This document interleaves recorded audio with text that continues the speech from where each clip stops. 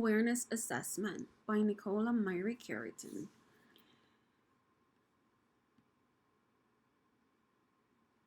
Phonological awareness. What is phonology? Phonology relates to using the sounds of language to make spoken words.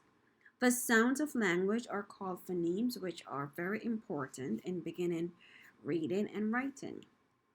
In other words, breaking down speech into individual words, syllables, onset and rhymes, and phonemes, which is breaking down words into individual letter sounds.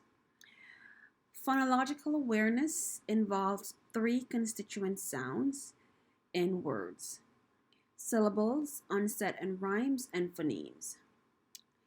The ability to break words into individual sounds and then blend them together to pronounce words. That's phonological awareness.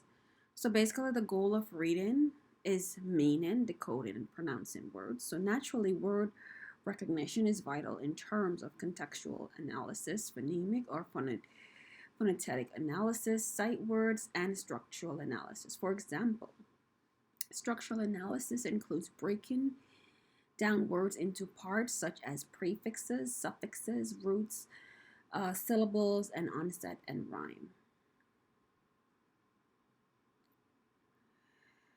And this chart pretty much just wraps everything together. You have the different parts of the assessment: syllables, listening, alliterations, blending, rhyming, and segmentation.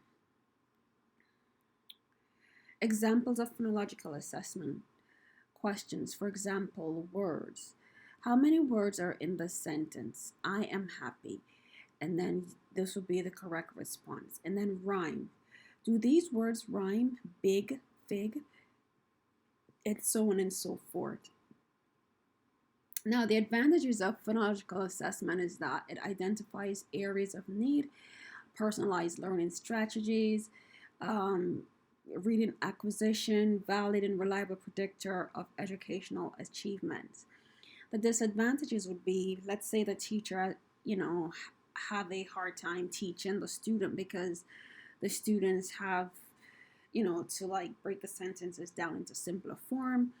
And, the teacher probably is impatient, or the teacher is not very competent in that area, or the children, who didn't develop phonological awareness, they do not go on to learn how to read. So those are the disadvantages. Now, in the K through 12 classroom, at the preschool level, the teacher engages children in activities that direct their attention to the sounds in words, such as rhyming and alliteration games. The goal here is to keep a sense of playfulness and fun and avoid drill and rote memorization. So the teacher is going to use group settings that encourage interaction among children. And these are some other examples of phonological assessments. Here you have the age group here and the skills that relates or correlates to this particular age group. So for example, recognizing rhymes. Okay, which two rhyme? Bat, bug, hat. So the student is expecting to say bat and hat rhymes. And then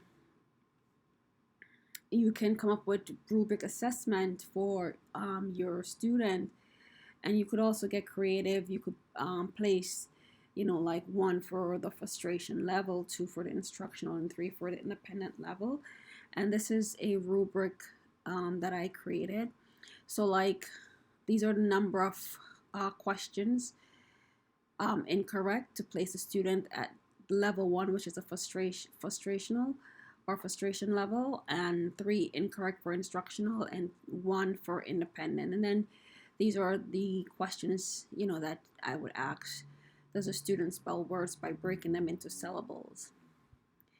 So for apple, the student will be given the word apple, and then I would check to see if the student,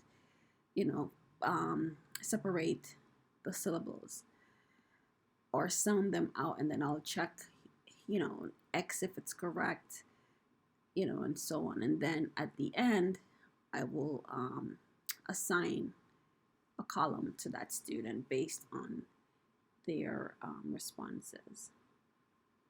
And these are my references.